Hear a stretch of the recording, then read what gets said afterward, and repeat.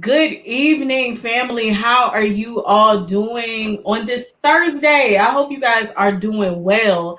I know one thing, we have missed you all.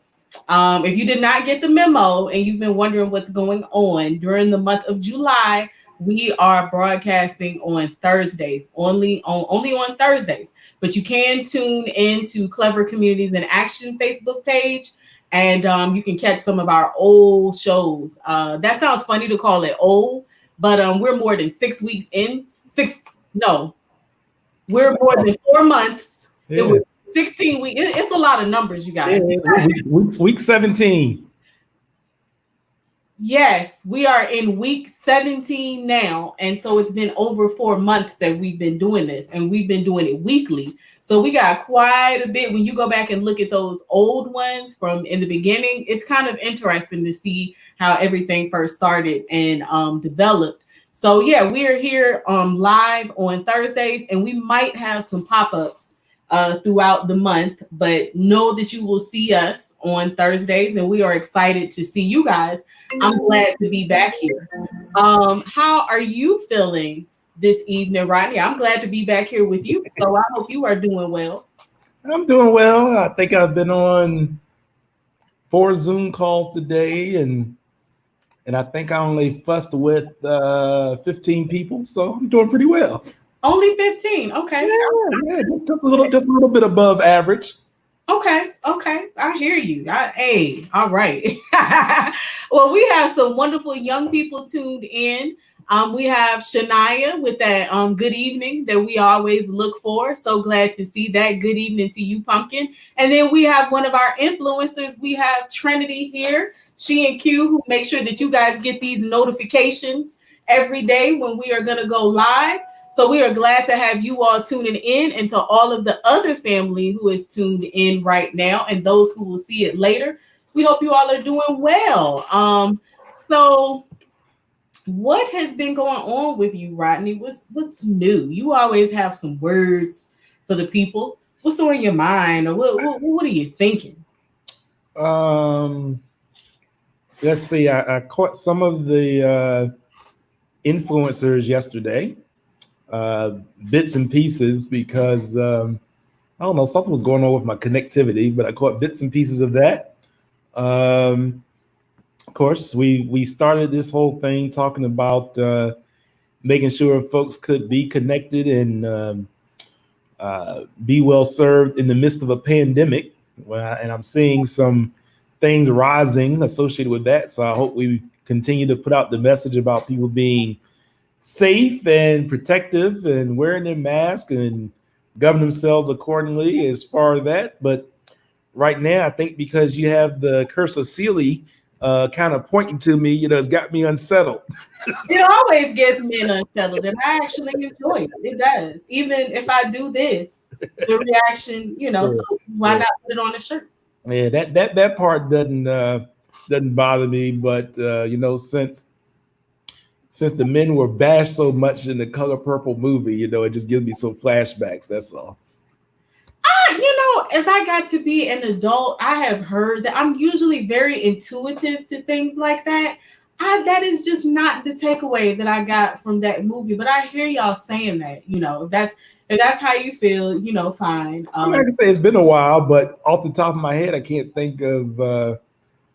I think that in the movie, the younger sister, they got married. I think that her husband may have done something positive, but just about every other man in the movie was did something negative or was weak, as the best as I can recall. Well, it was actually Celie who ended up getting married off. No, Next no, no, I'm year. not talking about that. I'm talking about when the younger sister ended up being, I think, over in Africa.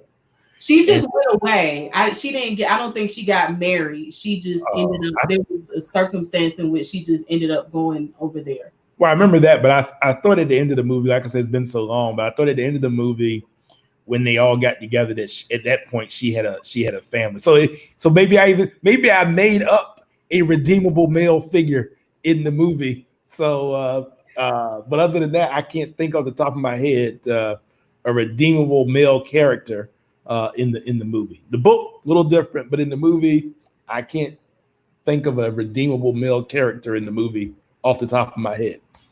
Those were Celie's children at the end who Nettie brought when it was Nettie. Yeah, no, I remember that part. I remember that. Those were her. Those were I'm not talking about the youngins, but anyway, I mean the grandchildren and their families. There was no husband, so there could be another, problematic piece if you want. But she didn't have any children either. The younger sister. So, but yeah, we never saw a husband. We never saw a marriage there between her and yeah, Danny Glover was pretty awful. In the movie, he was quite the villain in the movie. But I hear you brothers saying that. It's a part. It's the quotes from the movie. Every time I'm parting from female relatives or friends, we always me and us. We do this in the airport. Yeah. Now, mind you, I'm not saying that that it was not deserved and that the characterizations were not rooted in in experience. I'm just simply saying in the movie particular, I just don't remember, even in real life or whatever, there's usually at least one person that has some redeeming value. I just can't remember off the top of my head at this point any African-American male in the movie having any redeeming value. I mean, they did some nice things at the end, but but for the most part, I can't recall it. That's all. So I want to go off on the color purple thing. I just, you just right, got. Because I was getting ready to, but I'm like, I don't want to do this because I don't want to do that either because it's been too long. But we're gonna and we don't have. It's not like we're about to do a book review or anything like that. So we'll move forward. But before we move on, I will let you know that until you do right by me, everything you do, just as long as we move forward with that purpose in mind, then just ma'am. Okay, I got you. Okay. And everybody viewing as well, okay? As long as you all know that, then we'll have a good evening, all right? And the rest of 2020 will go, a lot stronger. So anything else on your mind as you diverted to this giant Celie hand right here? Anything else you've been thinking of? Anything else you want to say to the gang, to the litter? Yeah, I got one thing for you. So I thought as the influencers closed last night, I don't remember seeing the theme song. And as we're opening right now, I haven't yet seen the theme song. So I would very much like to see and hear the theme song. Well, hit it. Oh, I got to hit it? Oh, okay. Well, hold on there. Give me a second there and I'll take care of that. Lord, y'all, let me help him out. Here we go. All right. I'm good. Look, mommy, community in action, but oh my, let it sound that. Look, daddy, there's a book for me too, but oh my, let it sound that. Creative, affirming, and culture for me too. Look, granny, let it sound that. Look, granny, let it sound that. Look, granny, let it sound that. Learning, exploring my history, you see. Look, mommy, let it sound that. We confident, we practice, and develop fluency. Look, daddy, let it sound that. Families, they bonding, they representing me. Look, granny, let it sound that. Look, I'm here, let it sound that. Nice, I see, let it sound that. So reliable, culturally relevant. Sit back and listen to the wisdom while you represent. So reliable, culturally relevant. Readers to leaders, they hold it down where they have to sit. So reliable, culturally relevant. Sit back and listen to the wisdom while you represent. So reliable, culturally relevant. Readers to leaders, they hold it down, yeah, they have a sit. Look, mommy, community in action. Well, oh my, let it sound that. Look, daddy, there's a book for me too. Well, oh my, let it sound that. Creative, affirming, culture for me too. Look, granny, let it sound that. Love the sound of that. Love the sound of that. The sound of that. So for the influencers on their behalf, they've never done the thing. We were saying we were going to get them a theme, but they've never run the theme song. We always run the theme song, but they haven't done the theme song. Yeah. Well, Mama may have told them they didn't have to run the theme song. Daddy told them to run the theme song. Well, apparently they really listen to, right?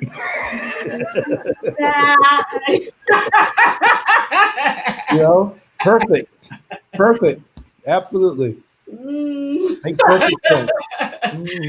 But a few things before we get started on our readings tonight. I do want to thank everybody in the literacy gang, those who have been readers and those who have tuned in for filling out our survey. The survey is still out. It's been posted on the Clever Communities in Action Facebook page. So if you have not filled out our survey yet, please mosey on over there and make sure that you fill it out. It will literally just take about 60 seconds, 1 minute of your time, but it helps us out tremendously if you can do that. So if you've only tuned in, please make sure that you go and do that. And if you have read, more than likely you received an email from us. But if you did not, please hop on over there. I will try to drop it in the comment section when we get done tonight. And also I have to post it on my page as well. But we've gotten a lot of responses so far. We appreciate the feedback. It is definitely, we're not asking you to do this just,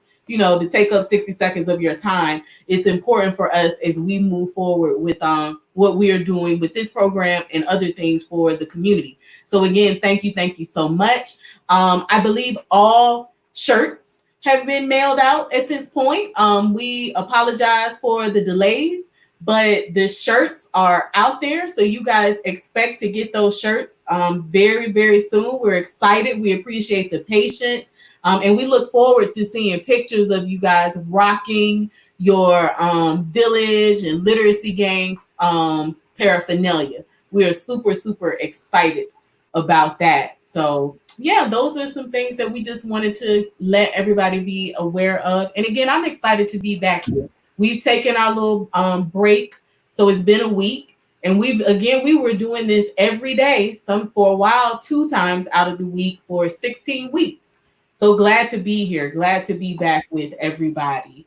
Let me see, Rodney, were there any things in particular that you wanted to read tonight? No. I actually, I'm going to look around. I was thinking, some time ago, I shared a little bit from this book by Henry Louis Gates Jr., Dark Sky Rising, that he had written for young people. The first book that he wrote from young people. The chapters in there are a little long, but I know I have shared from that before. So I'll just see how we flow. Okay. Well, did you want to kick it off? No, I was going to allow you to kick us off, and then also, you were asking me earlier how I was doing. I mean, you've been traveling on the road a bit, so I didn't know if you want to share some of the literary interactions that you've had, along your journey. I have not had any literary action, Okay. and I'm a little secret squirrel. But yeah, that you told everybody I'm out and about. I didn't say where you were. I didn't say where you were now. I don't give out that information. I just, But no, I am. I have. I'm not in VA right now, and I'm spending time with loved ones. Glad to be able to do that. Of course, we have a modified summer this year, so all of the gallivanting that would normally happen is not able to happen. But I am definitely appreciative to be able to, do things to be indoors and enjoy the company of my family, and also do some things outdoors. Well, that's something that I was going to talk about, coming up while we're going up here in the month of July, is the fact that, as far as I understand, now, Rodney, I know you've done a stellar job of keeping up with all of because to me, the recommendations and the things that they're saying change a lot. But the last I heard, being outside is, supposed to still be safe, right? What you talking about, Willis? What you mean by being outside is safe? What you mean? You mean being outside with your mask on and socially distancing? Yeah. Oh, yeah. I mean, yeah, if you're outside with your mask on, socially distancing, washing your hands and doing all those things, yes, but just being outside in and of itself doesn't make I mean, like going on hikes and doing nature things with your family, and I don't mean groups like you're at a festival, or which I don't think they're having. I don't know, maybe they are, but enjoying nature, which is something that I've always encouraged us to do. But grabbing young people or your family members and going for walks, going for hikes, Yes, with your mask on. or activities like that. Yeah, with your mask on, maintaining 6 feet separation, all those good things, while you're out there trekking the hill, hiking the trails and enjoying being outdoors. Yes, you should still make sure that you do all the appropriate protections that are being recommended. Okay. Yeah.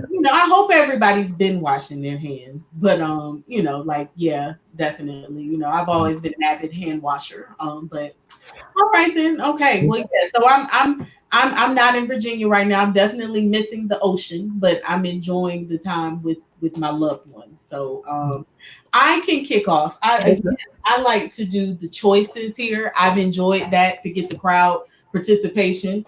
Let me grab one of these right here. Now, I do want to say this before I put the choices out here. I did not grab one of my favorite books, as I grabbed some books on my travels.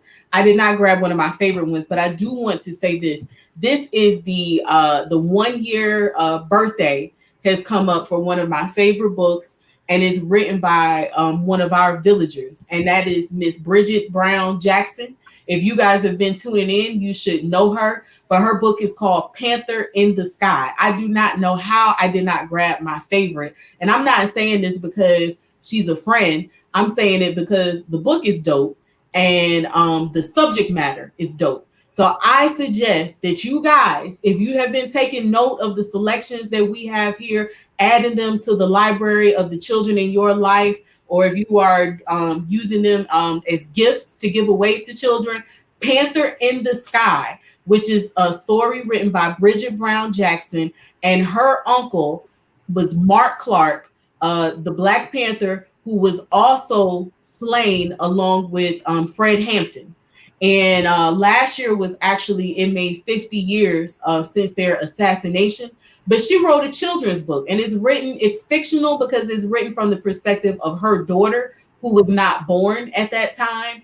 But it's teaching her daughter about her great uncle, and just some things about the Black Panther Party, and shattering some misconceptions about that organization that we hear a lot of times in mainstream media. So I hate that I do not have the book to put up in front of me right now, but Panther in the Sky, okay? Panther in the Sky. If you have little ones, it is the book you need. You can order it on Amazon, or you can go to Ubuntu Press, and you can order it there. All right? So support Black authors, support Black history, purchase these Black children's books. I am saying personally, it is a favorite. Like, seriously, if I didn't even know her, I would be like, it's a favorite. But I do know her, and she's dope. So get the book. Well, maybe one of the things you can do, I know we've talked about, people being able to go back and participating in and viewing archived episodes. I mean, we've had her read that book, and maybe get an opportunity tomorrow. We can highlight that in celebration of the birthday, since we're live tonight. But maybe tomorrow we can celebrate the birthday by highlighting that tomorrow. Sounds like a plan. Sounds like Jordan's gonna go and find that clip about 100 clips, and he's gonna go and find that one and play it for us. So, all right, you guys look for that, okay? Thank you. Yes. All right. Well, I am dropping things. But I got them picked up. So I like to do options here. Again, I think variety is the spice of life. So you guys, I'm going to kick off the reading, and let's see. I have 3 options for you here. The first one is Swift Walker, a space adventure. So we're going to call this A. All right, audience, we're going to call this A. So you guys lock in. Swift Walker is A. It's option A. Then we have Sunny B, wants to be a doctor. This is option B. All right. Sunny B wants to be a doctor. And then we have a chapter book by one of Clever Communities in Action's favorite authors, someone who has come out and done wonderful things, traveled to do great things with the organization. This is option C, Ruby and the Booker Boys by Derek Barnes. And it is a chapter book One of the books that motivated me, really pushed me down this journey of pushing these books for our children and making sure that children have access, and families, communities, and schools know about these books, okay, and that they are utilizing them. So we're going to run that again. So right now, I want you guys to look Swift Walker, A Space Adventure. That is A. Sunny B wants to be a doctor is B. And then we have Ruby and the Booker Boys as C. So right now, everybody, go and punch in which book that you would like. Okay, A, B, or C. Let us know. All right. Do do do. I'm making the little sound from the game shows back in the day. Do do do do do do do do do. Which option are you guys interested in? A, B, or C? So we see that Rodney would like C. He's interested in Ruby and the Booker Boys. And then there are two B's. There are two, and then there's an A. I love it. I love seeing the votes that you guys put in. I don't know why I like it so much, but I do. So it looked, okay. Portia's came up twice. I was about to say it got tricky. It was about to be two A's and two B's. So all right, it looks like the B's won.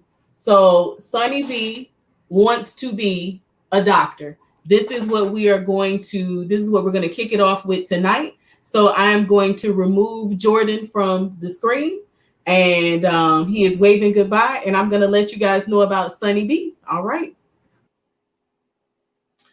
All right, you guys. So we have Sunny B wants to be a doctor.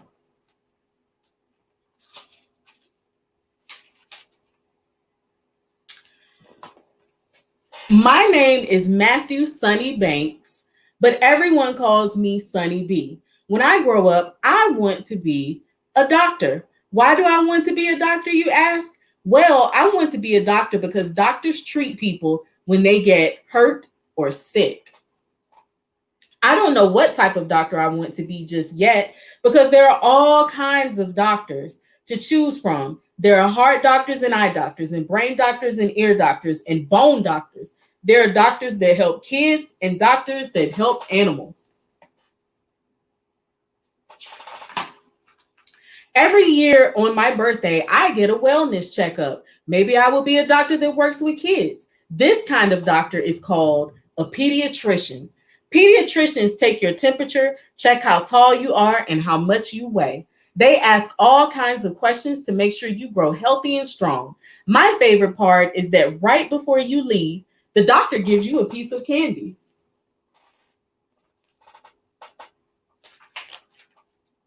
I have allergies, so my pediatrician sent me to a special doctor called an allergist. Maybe I will be an allergist. An allergist helps people who are allergic to different things. I am allergic to apples. Apples of all things. I can't eat anything that has apples in it. I can't have apple juice, applesauce, or apple pie. One time I drank apple juice and my face was swollen for hours. Mom says I will grow out of it someday, but for now, no apples for me. So Sunny's telling us about different types of doctors. You know what? Maybe I should become an eye doctor. An eye doctor is called an optometrist. An optometrist checks your eyes and can prescribe glasses if you need them. People who wear glasses may be nearsighted or farsighted. Nearsighted. Nearsightedness means that you can see things clearly up close, but objects further away are blurry. Farsightedness is the opposite. Farsightedness is when things farther away are seen clearly, while objects up close are blurry. You don't have to wear glasses if you don't want to. You can try contact lenses too. Contact lenses are small glasses you put inside of your eyes.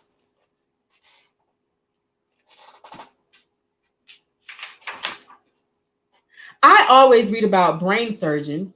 Maybe I will become a brain surgeon. A brain surgeon is called a neurologist. Neurologists make sure your nervous system, spinal cord, and brain are working properly. Question: how are brains and sponges alike? Answer: they both soak up materials. An ear doctor is called an audiologist. An audiologist checks your hearing and helps to protect against hearing loss. When I was younger, I had a total of 5 ear infections. The audiologist explained that I was hearing as if I was underwater. This meant that I was not hearing clearly. Everything sounded muffled, but with the help of antibiotics, my hearing cleared right up.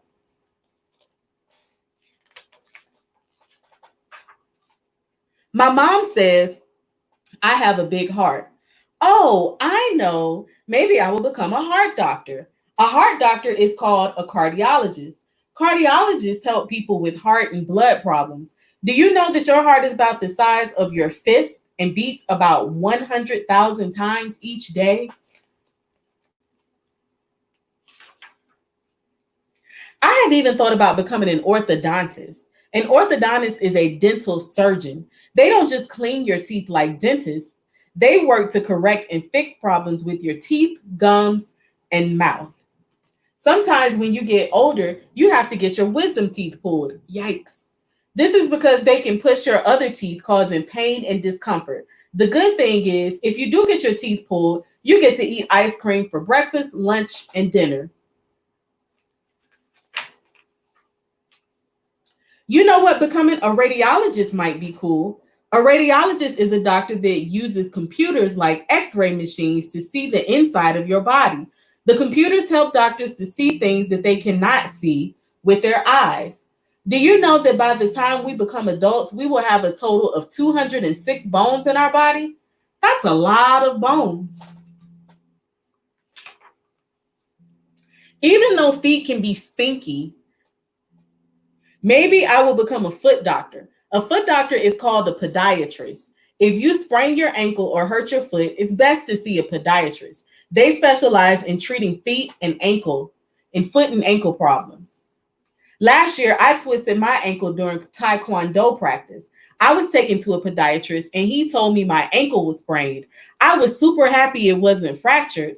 Fractured means broken. I was sent home with an ice pack and ankle brace. I couldn't practice Taekwondo for 2 weeks.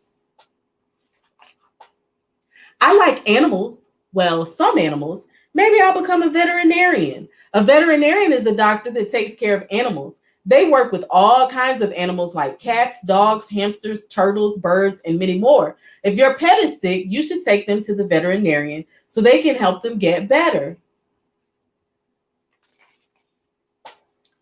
Even after learning about all those doctors, I still don't know what kind of doctor I want to be. But what I do know is I will become a doctor someday. Hey, I'm only 8, so I have some time to figure it out. If I'm going to become a doctor, I will have to focus and work hard in school. I have a goal and I have a plan to see it through. Do you know what you want to become? All right, Sonny. Okay, Sonny. So he let us know some things about the different types of doctors here, all of these specialists. And Sonny said he has a plan. He doesn't know what type of doctor he wants to be, but he know he wants to become one. And he has a plan to see it through at 8 years young. Let me ask you guys out here who are tuned in. Did any of you, were you familiar with these types of doctors, these specialists already, or did Sonny teach you anything, especially to our younger viewers? Did Sonny let you help you find out about some specialists that you were not aware of? And what types of doctors that Sonny mentioned have you already gone to? Have you had to visit any of these doctors before? So let us know. Let us know if that's a thing for you. And I'm going to bring Mr. Rodney back on here. Hi there. Hi there. Great read. Thank you, thank you. I actually am friends with Sonny's mother on Facebook, and they shared this book with us. And Sonny is actually this is really a little boy named Sonny, and this is his book, and these are his aspirations. So this is another great one to support as well. It is Sonny B Wants to Be a Doctor, and it is written by Matthew Sonny Banks and illustrated by Cameron Wilson. So add that to your summer reading list. If you don't have any little ones in your life, then these are excellent books to give as gifts, okay? Just because gifts. It doesn't have to be an occasion, but if there is an occasion, a birthday or whatever, then these are the types of gifts that we definitely want to give. Okay. So make sure you go through some of your comments from the time that we've gotten started to where we are right now. I know that's a great thing that you do. And since many of these comments are geared towards you, I think it'd be great for you to kind of flow through them a little bit. Oh, I gotta go through it. Is it a challenge for you? I can do it. Is it a challenge for you? I, Huh? I can pop them up for you if you want me to. Let me pop them up for you then. Okay. So obviously we already talked about getting started with Shania, making sure that she said good evening first, as always. As we were coming on the show, we always talk about we got to make sure that we have our attitudes right, and if we don't have our attitudes right, we know as soon as we see good evening from Shania, we're going to be in good mood. So Shania did not disappoint again.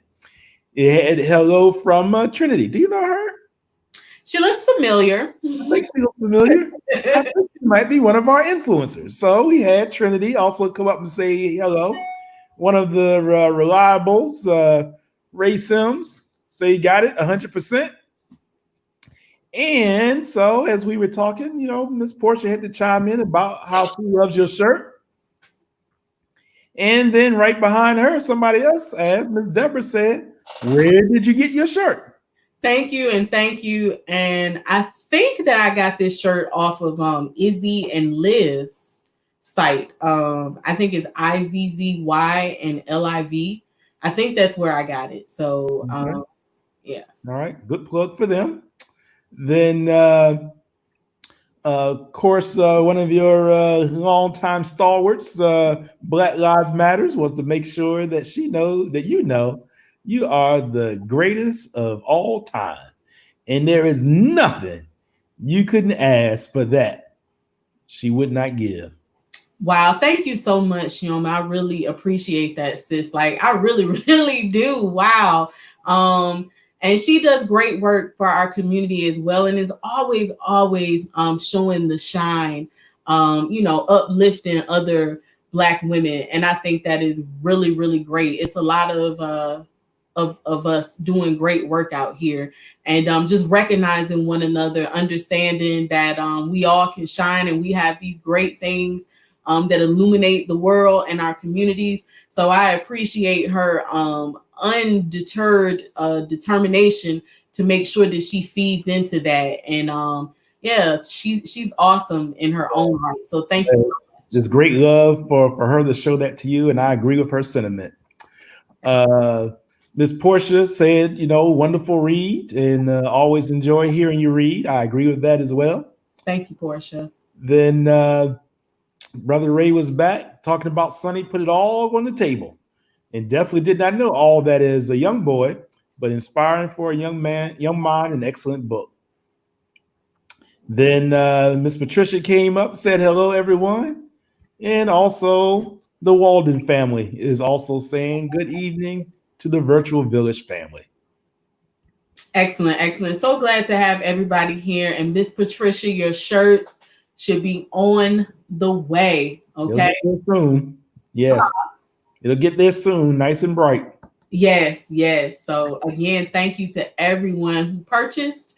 And we can't wait to see you guys rocking that paraphernalia.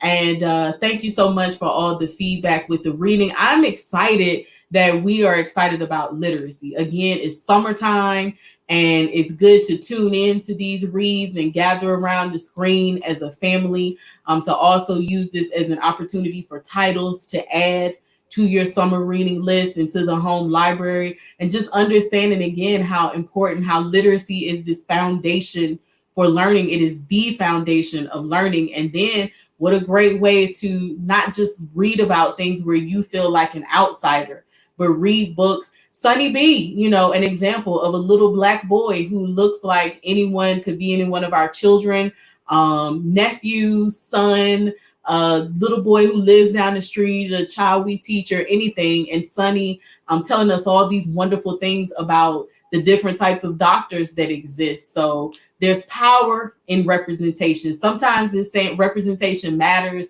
We hear things over and over again, and it starts to just sound like a sound bite, but it means a lot when you are able to see yourself represented in things. It brightens up the understanding that these are possibilities for you and your place in the world. So I'm just glad you guys are tuned in to this and excited about reading, excited about literature, and excited about affirming our culture and positive representation. Yes, indeed. So are you ready to read? Yeah. Yeah. So, I mentioned this a little moment ago. So, for those who have been completing their surveys and evaluations and giving us feedback, I peeked a little bit. And a couple of the comments that I peeked was how much the villagers enjoy reading, like you just did, for young children, and reading for children at different ages. So, I showed this book a little earlier. This is again by Henry Louis Gates Jr. with Tanya Bolden. It's titled "Dark Sky Rising: Reconstruction in the Dawn of Jim Crow." One of the things that I think is interesting about this book is um, Professor Gates mentions in the opening of the book how this is says, "In your hands, you are holding my book, Dark Sky Rising, my very first venture in writing for young readers." So I thought that was quite interesting. And then on the inside cover, I'll just share a little bit about what the book is about, and then I'm going to read one of the chapters. So you don't have to take me off the screen yet, or take yourself off the screen yet. But I just want to share this inside portion. It says, "This is a story about America and the shaping of its democratic values during the Reconstruction era, one of our country's most pivotal and misunderstood chapters. In this stirring account of the Civil War, emancipation, and the struggle for rights and reunion that followed, one of the premier U.S. scholars delivers a book that is illuminating as it is timely. Real-life accounts of heroism, grit, betrayal, and bravery drive this book's narrative, spanning America's history from 1861 to 1915 and drawing parallels with today. Topics include the destruction of slavery, the Reconstruction Amendments, and African American resilience in times of racial unrest. Notable figures cited throughout include Frederick Douglass, Abraham Lincoln, Henry Adams, Booker T. Washington, Harriet Jacobs, Charlotte Fortin, W.E.B. Du Bois, and more.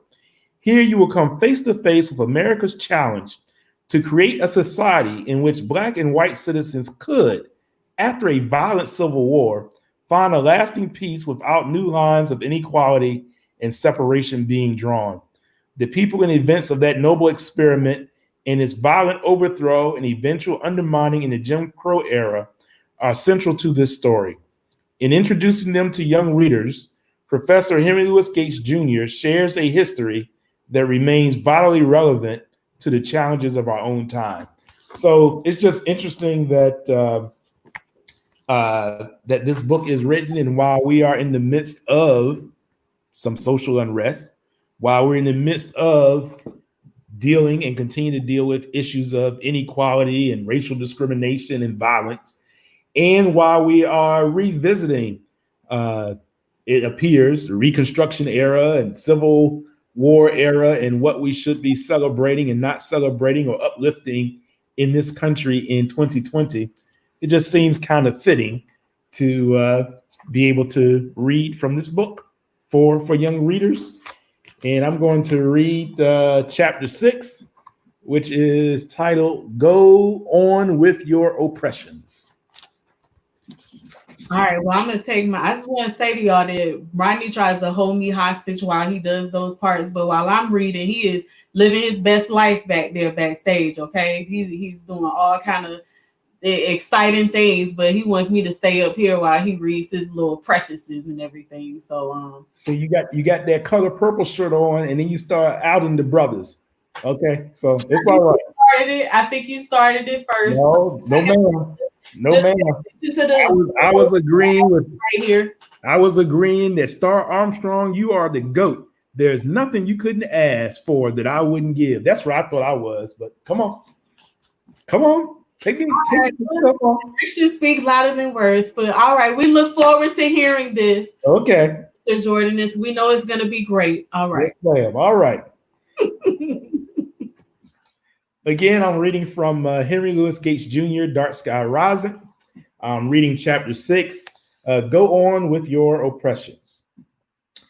Begins with, I am a Negro suffrage in every rebel state, said Thaddeus Stevens in the House of Representatives on January 3rd, 1867. If it be just, it should not be denied.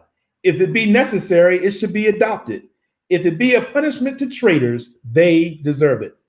Stevens' speech was on behalf of a bill with a new plan for reconstructing ex-Confederate states. Unless the rebel states before admission should be made Republican in spirit and placed under the guardianship of loyal men, Stevens warned, all our blood and treasure will have been spent in vain. While debate on that bill continued, Congress remained on the move. On January 8th, it gave the vote to all male residents of the District of Columbia, 21 years of age and older. Exceptions included men who had aided the rebellion. Congress was just getting started. Over President Johnson's veto on March 2nd, 1867, the bill Thaddeus Stevens championed in January became law. Known as the First Reconstruction Act and as the Military Reconstruction Act, it ushered in, quote, congressional reconstruction, end quote, in opposition to Johnson's previous measures under presidential reconstruction. The Joint Committee on Reconstruction had concluded that in their present condition, former rebel states, except Tennessee, were not entitled to be in the Union. Under the First Reconstruction Act, 10 Confederate states were declared conquered territory. They were put under military rule in 5 districts. Commanders of military districts were charged with protecting all people's rights and crushing all violence and disorders. These commanders had oversight over the election of delegates, black men to be among them, to new state constitutional conventions. The new constitutions had to give black men the right to vote, and Congress had to approve those new constitutions. What's more, no state would be restored to the Union until it ratified the 14th Amendment, which Tennessee did back in the summer of 1866. A total of about 20,000 troops were stationed in these districts. Military District 1, Virginia. Military District 2, North and South Carolina. Military District 3, Alabama, Florida, and Georgia. Military District 4, Arkansas and Mississippi.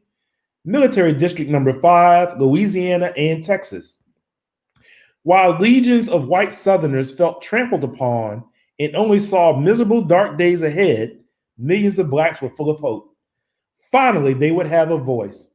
Finally, they would be able to put forth their vision of the nation's remaking. Congress further fostered that hope when on March 23rd, and again over Johnson's veto, it passed the Second Reconstruction Act. For one, this law put the military commanders of the 5 districts in charge of elections, starting with voter registration.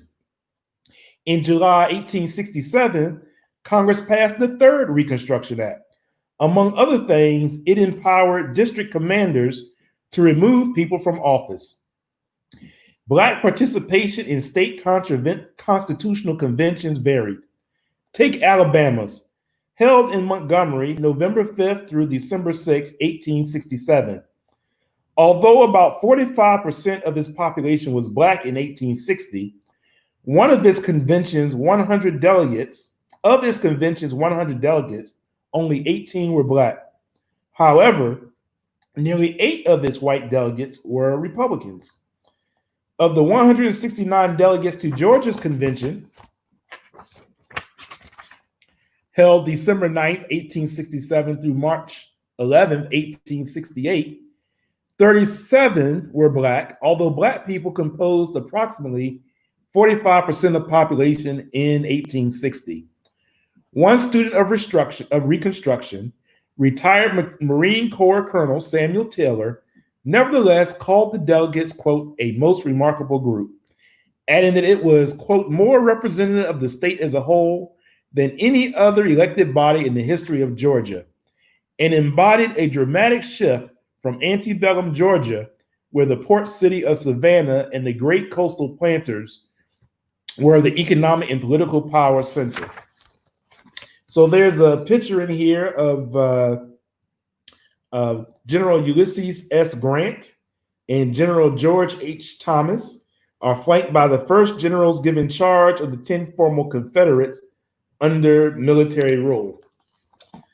So there's that picture. And some of you who have been paying attention to some of the issues with monuments and statues, you know there was some controversy because one of the statues that was pulled down was Ulysses Grant, and some folks said that that should not have occurred. There's also a picture here called Believing in the Ballot, Black men voting in the October 1867 elections in Virginia. According to the Encyclopedia of Virginia, of the state's 105,832 Black male residents registered at the time, 93,145 exercised that right. So that's a famous picture if you ever get a chance to look things up or read history or visit the National African American History Museum in DC. We've seen that picture very often. That's from Virginia. So back to the book. South Carolina's Constitutional Convention in Charleston, which commenced on January 14, 1868, and closed on March 17, had the highest percentage of Black representatives. More than 70 of its 124 delegates were of African descent. Black people made up about 60% of the population in 1860. So it's interesting how, this is me editorializing, how in 1868, you had this great Black influence in South Carolina. And we know even to this day that oftentimes during the primary season, especially for the Democrat Party, the role that African Americans play in that South Carolina primary. So even that goes back as far as 1868 and 1860. I remarked in a former letter that the colored men in the convention process by long odds the largest share of mental caliber, wrote New York Times correspondent Q in late January 1868 of the South Carolina Convention. Quote, they are the best debaters. Some of them are peculiarly apt in raising and sustaining points of order. There is a homely but strong grasp of common sense in what they say, end quote. These delegates included the formerly enslaved Union veterans Prince Rivers and Robert Smalls. The new state constitution these Black men and their white colleagues drafted was quite enlightened and progressive for both Black and white people. It included public assistance for the elderly, the poor, and the disabled, ended debtors' prison, and no longer required an office holder to be a property owner. South Carolina's new constitution also established mandatory free public schooling for all, though sadly it would be years before this went into effect. Robert Smalls was among the delegates who pushed for free public schools. He also advocated women's suffrage. All in all, of the roughly 1,000 delegates to state conventions in 10 former Confederate states, more than 25% were Black men, artisans, farmers, owners of restaurants and grocery stores. Some had been born free. Others had been formerly enslaved. They proved just how wrong the president of the Confederacy, Jefferson Davis, and his supporters had been. Black people were fit to govern themselves. It was a watershed moment in America. In the summer of 1868, the 14th Amendment became part of the Constitution, and 7 ex-Confederate states were back in the Union: Alabama, Arkansas, Florida, Georgia, Louisiana, and both Carolinas. Virginia and Mississippi had new constitutions, but their citizens had not yet ratified them. Texas convention was still underway. Historian Eric Foner estimates that under congressional reconstruction, some 2,000 Black men were elected or appointed to public office. They were mayors, marshals, school superintendents, postmasters, city council members, justices of the peace, police officers, sheriffs, state treasurers, state legislators. 16 served in the U.S. Congress. And there's a picture here of Louisiana, Oscar J. Dunn, Lieutenant Governor of Louisiana, a first in U.S. history, is surrounded by delegates to the Louisiana Constitutional Convention of 1868. So you can see the African-American lieutenant governor in Louisiana and all those African-American men who are also delegates or involved in that process, in that constitutional convention. The congressmen that I mentioned that were elected, those congressmen included Hiram Revels, born free in North Carolina. On February 25th, 1870, this minister and educator who made Mississippi home after the war would become the nation's first Black U.S. senator. Also in the 1870s, the freeborn pastor of Mother Emanuel AME Church in Charleston, South Carolina, and newspaper editor Richard H. Kane would serve 2 non-consecutive terms in the U.S. House of Representatives. The heroic Robert Smalls would also become a national lawmaker. After representing Beaufort in South Carolina's Senate and House of Representatives, Smalls would serve 5 non-consecutive terms in the U.S. House of Representatives. In Graham, North Carolina, Wyatt Outlaw had a say in the running of the local government when he became a town commissioner. Prince Rivers was a member of the South Carolina House of Representatives, representing Edgewood County, then Aiken County, which he co-founded with 2 other Black men in 1871. Rivers was also a major general in the Palmetto State's National Guard and for a time head of Aiken's Republican Party. Yet another Black man on the rise during Reconstruction was James Lynch, who had been at that meeting in Savannah with General Sherman and Secretary of War Stanton. Lynch started schools there and made a stirring speech during the Black Convention in Nashville in August 1865. Lynch made history as the first Black person to hold a major political office in Mississippi when he was elected its Secretary of State in 1869. Along with gains, there were losses. On September 3rd, 1868, the Georgia House of Representatives, dominated by white Republicans, voted to expel 25 of its Black members. 4 retained their seats because, as historian John Hope Franklin explained, quote, their fair complexion made it impossible to prove they were Black. So again, they expelled 25 Black members, but 4 held onto their seats because their fair complexion made it impossible to prove that they were Black.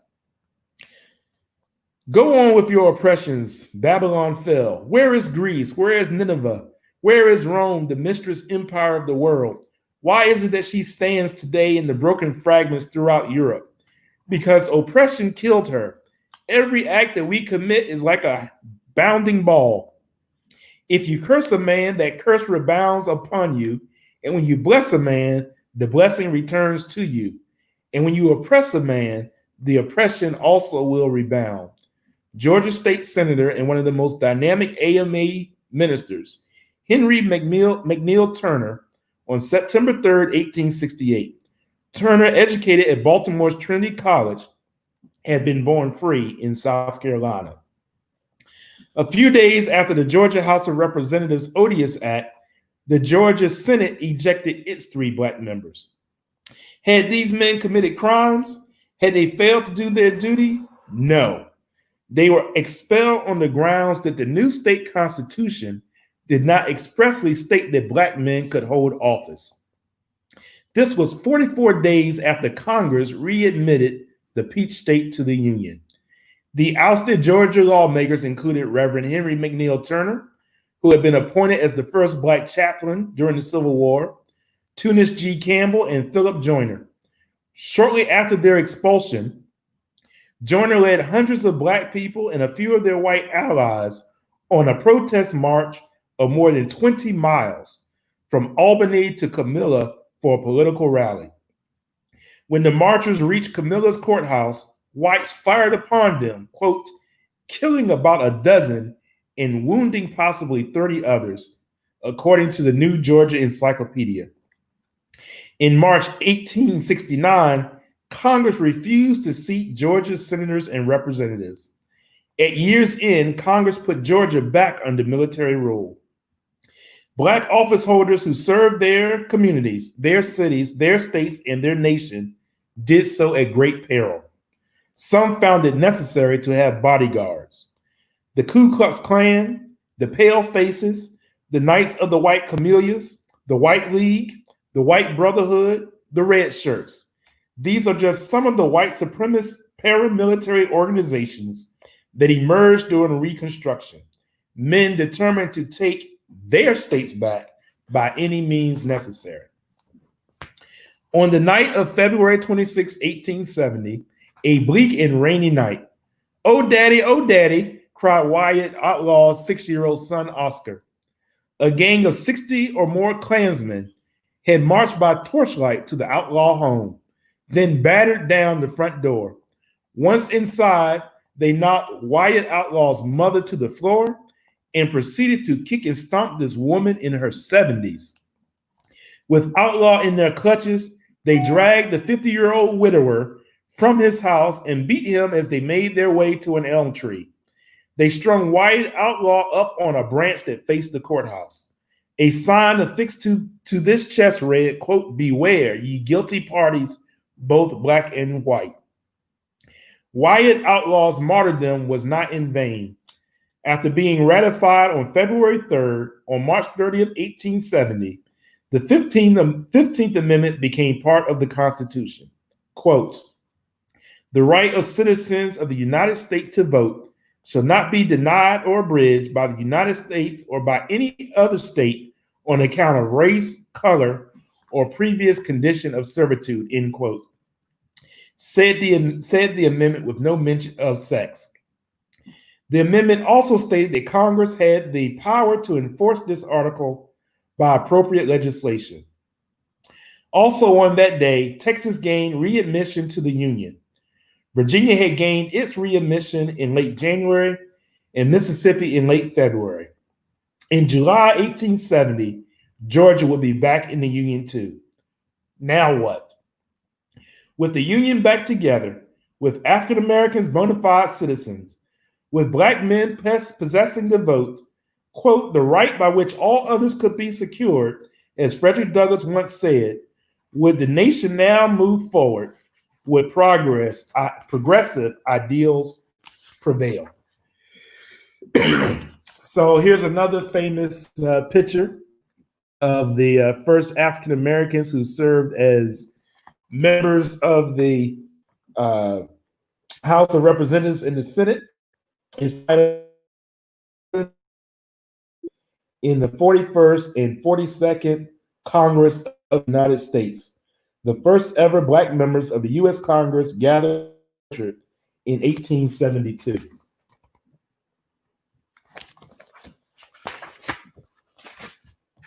And one other picture is during Reconstruction and beyond, African Americans continued to hold conventions to draw up plans to secure their rights and improve their lives. This illustration depicts the National Convention of Colored Men's 4-day gathering in Washington, D.C. in January 1869. So again, this is a chapter from Henry Louis Gates Jr.'s book, Dark Sky Rising, Reconstruction and the Dawn of Jim Crow. So as we are continuing to talk about these issues of Reconstruction, civil rights, and monuments and the Confederate rights we had and rights we deserved and rights we died for, in 2020 we have discussions. This might be a good book for you to share with some of your young people so they can read a, as we call, culturally of the history, even as in many ways we seem to be reliving that history in 2020. So come on back, the greatest of all time, Star Armstrong. Hey now. That was all right. That was wonderful. A great read. You always come with the history, the information, and I'm always intrigued by the things that happen in the places that I'm familiar with, places where I have lived or that I frequent. So I appreciate that aspect of it. And I know everybody was tuned in. Rodney is just always hitting us with that history that we need to hear, that we need to know. It's very important. I always say that history is a weapon.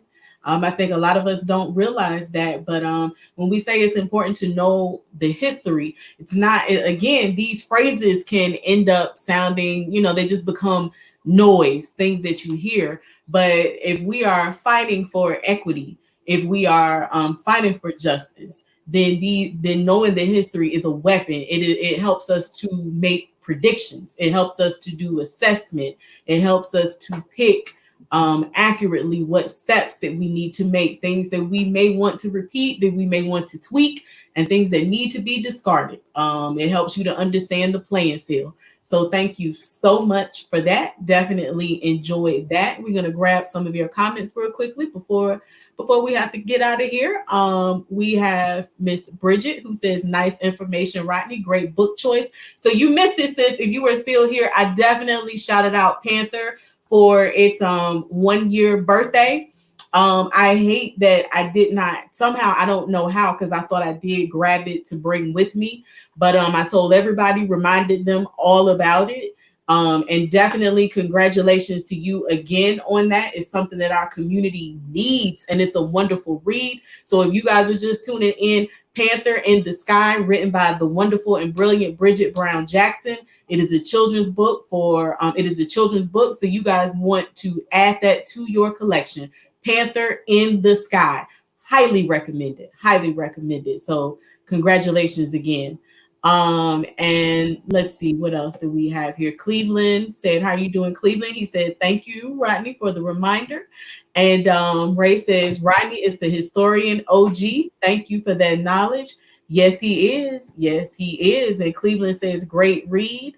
And Bridget says, yes, that needs to be in every household. Adults can learn too, definitely. And Portia says, thank you for sharing. Need to know that information. And Bridget says she got on late. Thank you. You are very welcome. We are glad that you made it when you did. And again, y'all, I'm not saying, like I said, she's my friend, but if I just would have picked that one up and had no idea who she was, I would still be gushing over it. So it's definitely, you want to add that to your collection. Like it's really like a fave.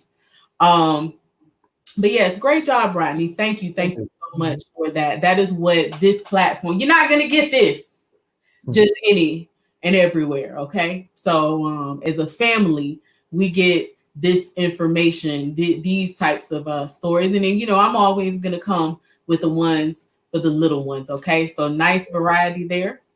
Yeah. Depends upon where I'm reading from. Some spots I have young people's books, at other spots I have some older books. So we'll mix it in on these Thursdays as we move forward. Y'all hear you got a lot of spots around here, okay? So that's Jordan. He has all these different locations. And yes, Bridget says that's Dr. History. Dr. History right there. So thank you all so much for tuning in. And we really appreciate it. It's good to convene with you all again. We go in these we've seen y'all every 7th day, once out of the week. So that's a little different. But we miss you guys. We're thinking about you guys throughout the week. Please continue to spread the word. He's making a mockery of it. I'm just reaching out to you. Okay, well, if you feel safe doing that, I mean, if you feel comfortable, I'd advise against it. But if you feel comfortable making a mockery of it, I'm not making a mockery. If you wake up with an extra ear, or and maybe that's why my eyes are watering now. Right. Some pains that you're not accustomed to or anything like that. I'm just trying to let them know. I gave them the warning. But anyway, yes. So thank you all so much for tuning in. Continue to spread the word.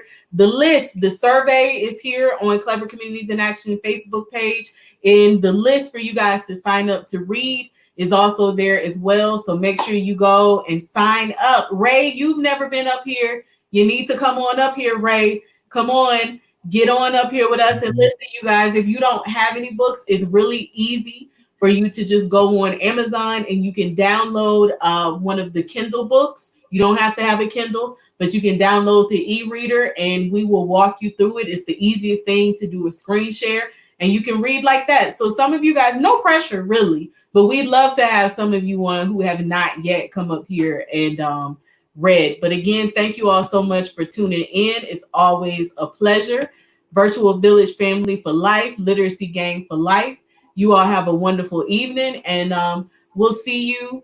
Don't forget to catch the old episodes when we are not here, and there will be some pop-ups along the way, some live pop-ups, but you know that you can catch us on Thursdays, all right? So y'all have a good evening. Peace. Look, mommy, community in action. But oh my, let us sound of that. Look, daddy, there's a book for me too. But oh my, let us sound of that. Creative, affirming, and culture for me too. Look, granny, and let us sound of that. Look, granny, and let us sound of that. Look, granny, and let us sound of that. Learning, exploring my history, you see. Look, mommy, and let us sound of that. We confident, we practice, and develop fluency. Look, daddy, and let us sound of that. Families, they bond and they representing me. Look, granny, and let us sound of that. Look, I'm here, let us sound of that. Nice, I see, let us sound of that. So reliable, culturally relevant. Sit back and listen to the wisdom while we represent. So reliable, culturally relevant. Readers to leaders, they hold it down where they have to sit. So reliable, culturally relevant. Sit back and listen to the wisdom while you represent. So reliable, culturally relevant. Readers to leaders, they hold it down, yeah, they have to sit. Look, mommy, community in action. Well, oh my, let us sound of that. Look, daddy, there's a book for me too. Well, oh my, let us sound of that. Creative, affirming, culture for me too. Look, granny, let us